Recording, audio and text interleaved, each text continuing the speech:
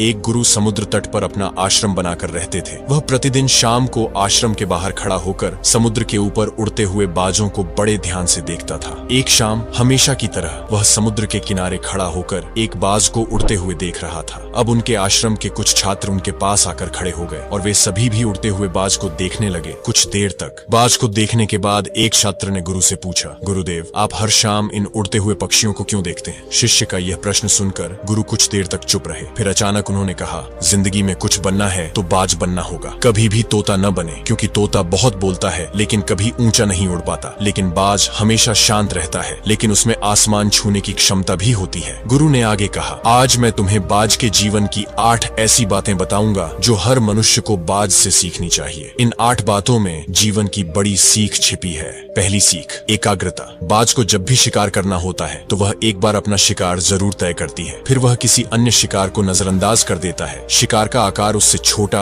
या उससे कई गुना बड़ा होता है। एक बार शिकार का चयन करने के बाद उसकी हर गतिविधि पर बारीकी से नजर रखी जाती है। यदि किसी मछली का शिकार करना है तो वह समुद्र की हर मछली को अपना नहीं बनाता शिकार करना, बल्कि यह एक ही मछली को अपना शिकार बनाता है। फिर वह उसकी हर हरकत पर नजर रखता है कि वह सतह पर कब आती है और कितनी देर तक वहां रहती है। ठीक उसके बाद कितनी देर तक वह पानी के ऊपर छलांग लगाती है। जो कुछ भी उसके शिकार के काम को आसान बना सकता है वह उसे बहुत ध्यान से देखता रहता है। तो इससे हमें यह सीखना चाहिए कि 10 अलग अलग लक्ष्यों पर अपनी ऊर्जा बर्बाद करने के बजाय हमें पूरी एकाग्रता के साथ एक लक्ष्य पर ध्यान केंद्रित करना चाहिए और उस लक्ष्य के बारे में जितना संभव हो उतना सीखना चाहिए। और इस बात का भी ध्यान रखना चाहिए कि उस लक्ष्य को प्राप्त करने में क्या चुनौतियां आने वाली हैं और हम उन चुनौतियों को कैसे आसान बना सकते हैं। हमें इन सभी बातों को जानना चाहिए। दूसरा सिख, बाज हमेशा ऊंचा और अकेला उड़ता है। बाज कभी गौरैया, कौवे या छोटे पक्षी के साथ नहीं उड़ता। बाज या तो बाज के साथ उड़ता है या अकेले उड़ता है। यह हमें सिखाता है कि छोटी सोच वाले लोगों से दूर रहें, या तो बड़ी सोच वाले लोगों के साथ रहें या फिर अकेले रहें, क्योंकि जिस तरह के लोगों के साथ हम रहते हैं वही अंततः वही बन जाते हैं जो हम हैं। इसलिए हमेशा अच्छे लोगों की संगति चुनें, नहीं तो आप अकेले रह जाएंगे, क्योंकि यही वह समय है जब हम खुद को बेहतर तरीके से जान पाते हैं। तीसरी सीख, अपनी सीमाओं से ऊपर उठें। जब भी मौसम खराब होता है या बारिश या तूफान आता है तो हर पक्षी अपने घोंसले की ओर उड़ जाता है और छिपने की जगह ढूंढ लेता है, लेकिन बाज ऐसा कुछ नहीं करता। यह अपनी ही सीमाओं को तोड़ने और बादलों के ऊपर उड़ने की कोशिश करता है। हवाएं उसे थपेड़े मारती हैं, उसके पंख भारी हो जाते हैं, पानी और धूल के कारण उसे कुछ भी दिखाई नहीं देता है, लेकिन फिर भी वह आकाश की ओर उड़ता रहता है और अंत में बादलों से ऊपर उठता है और वहां तब तक उड़ता रहता है जब तक कि मौसम नहीं बदल जाता। बाज उसे तोड़ने में सक्षम होता है। सीमाएं इसलिए क्योंकि मुसीबत आने पर वह घबराता नहीं है, उससे न डरता है, उससे भागने की कोशिश नहीं करता, बल्कि सकारात्मक सोच के साथ उसका सामना करता है। इससे हमें यह सीख मिलती है कि जीवन में जब भी कोई समस्या आए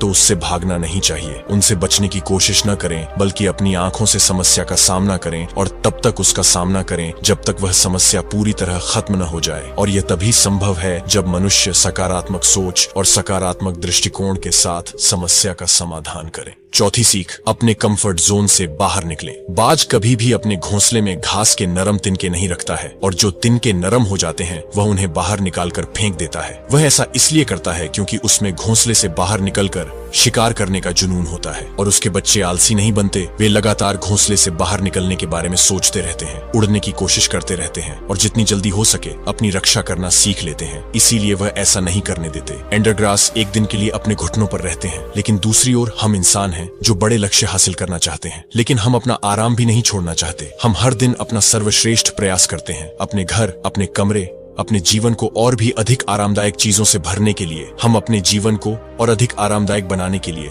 सब कुछ करते हैं। हम आराम को महत्व देते हैं। तो जीवन में यह घटना बाज हमें एक सबक सिखाता है कि अपना आराम छोड़ो, क्योंकि जहां आराम है वहां विकास नहीं होता है। खुद को हर दिन थोड़ा कठिन समय से गुजरने दो, क्योंकि यही वह है जो हमें मजबूत बनाता है और जीवन में आगे बढ़ता है। छठा सीख, बाज कभी मरा हुआ शिकार नहीं खाता, वह हमेशा जीवित शिकार का शिकार करता है। इससे हमें यह सीख मिलती है कि हमें कभी भी अतीत में नहीं रहना चाहिए। अपने अतीत में किसी को अपना अतीत लेकर नहीं घूमना चाहिए। मन में सफलताएं और असफलताएं, हमारा अतीत मर चुका है, अब यह कभी वापस नहीं आएगा। इसलिए अपने मृत सड़े हुए अतीत के विचारों पर ध्यान न दें और अपने आने वाले नए जीवन पर ध्यान केंद्रित करें। अपनी पुरानी यादों को छोड़ दें जो आपको परेशान करती हैं, क्योंकि वे अतीत हैं जो अतीत में हैं। इसे वर्तमान में लाओ, क्योंकि एक एक बार जब आपका अतीत आपके वर्तमान में आ जाता है तो आपका अतीत आपको कभी भी वर्तमान में जीने नहीं देगा। भले ही आपके अतीत में आपके साथ कितना भी बुरा हुआ हो, वह मर चुका है, इसलिए उस बाज की तरह बने जो कभी मरी हुई चीजों को नहीं खाता। 7वां सीख, साहस। इसे अकेले जाने के लिए बाज हमेशा अकेले ही शिकार करता है। शायद उसे भी पता है कि भीड़ हिम्मत तो देती है लेकिन हमारी हिम्मत छीन लेती है। जो अपने लक्ष्य के लिए अकेला ही निकल पड़ता है उससे अधिक साहस शायद ही किसी और में हो। बाज कभी दूसरे बाज की मदद नहीं लेता और कभी किसी की मदद नहीं करता, यहाँ तक कि अपने बच्चे की भी नहीं। जंगल का राजा शेर भी झुंड में शिकार करते देखा जा सकता है लेकिन बाज को नहीं। यही कारण है कि उसमें इतना साहस है कि वह जल, थल और नभ में शिकार करके अपना परचम लहरा सकता है। तो इससे यह सीख मिलती है कि अपने लक्ष्य को पाने के लिए कभी भी अकेले चलने से न डरें। अगर बुद्ध को अकेले चलने में डर लगता था तो दुनिया को ध्यान और शांति का पाठ कौन पढ़ाता। 8वां और सबसे महत्वपूर्ण सीख, दर्द से मत भागो। फाल्कन लगभग 70 साल तक जीवित रहता है लेकिन 40 साल के भीतर उसका शरीर बूढ़ा हो जाता है। उसके शरीर में नाखून गड़ जाते हैं, पैर पंख उसके शरीर में चिपक जाते हैं, उसकी चोंच मुड़ जाती है, उसका शरीर भर जाता है। ऐसी स्थिति में शिकार उड़ने की स्थिति में भी नहीं होता है। अब उसके पास केवल 2 ही विकल्प हैं। पहला, या तो वह अपनी स्थिति स्वीकार कर भूख से मर जाए या किसी अन्य जानवर का शिकार बन जाए। दूसरा विकल्प यह है कि वह 6 महीने की बेहद दर्दनाक प्रक्रिया से गुजरे और खुद को फिर से मजबूत बनाए। लेकिन बाज तो है ही, बाज यह बाद वाले को चुनता है। इसके लिए वह खुद को एक बहुत ऊंचे और एकांत पहाड़ पर ले जाता है जहां वह पहले अपने विचारों के साथ अपने सभी पंख काट देता है और उन्हें दूर फेंक देता है। फिर चट्टान को लात मारता है और उसके पंजे तोड़ देता है। फिर उसी चट्टान पर अपनी चोंच मारता है और इस खूनी अवस्था में यह खुद को दूसरे जानवरों से छुपा लेता है। अगले 6 महीनों तक वह ऐसी दर्दनाक स्थिति से गुजरता है और एक नई चोंच, नए पंख और नए पंजे के बढ़ने का इंतजार करता है। 6 महीने के इस दर्दनाक समय के बाद जब उसके पंजे नहीं बल्कि नए पंख उगाते हैं और एक नई चोंच आती है, तब वह अपना नया जीवन शुरू करता है और शिकार पर निकल जाता है और अगले 30 वर्षों तक फिर से शासन करता है। यह हमें सिखाता है कि जब समय आता है तो हमें कुछ नया पाने के लिए अपनी कुछ पुरानी आदतों को छोड़ना पड़ता है, चाहे इसे छोड़ना कितना भी मुश्किल क्यों ना हो, चाहे यह प्रक्रिया कितनी भी दर्दनाक क्यों ना हो। उसके लिए ऐसी चीजें छोड़ना जो हम पर बोझ डालती हैं, जो हमें रोकती हैं, जिनका हमारे जीवन में कोई उपयोग नहीं है, उन्हें छोड़ देना ही बेहतर है। गुरु ने आगे कहा, तो बाज से सीखने लायक ये 8 बातें थीं जो जीवन भर आपके काम आएंगी। शिष्यों ने कहा कि गुरु, हमने कभी नहीं सोचा था कि बाज जैसा पक्षी भी हो सकता है, इतना कुछ सीख सकते हैं। इसके बाद सभी शिष्यों ने भिक्षु को धन्यवाद दिया और अपने काम पर वापस चले गए। दोस्तों, मुझे उम्मीद है कि आपको इस कहानी से बहुत कुछ सीखने को मिला होगा और ये कहानी भी आपको अच्छा लगा होगा। अगर अच्छा लगा है तो वीडियो को लाइक और चैनल को सब्सक्राइब कर दीजिए। धन्यवाद।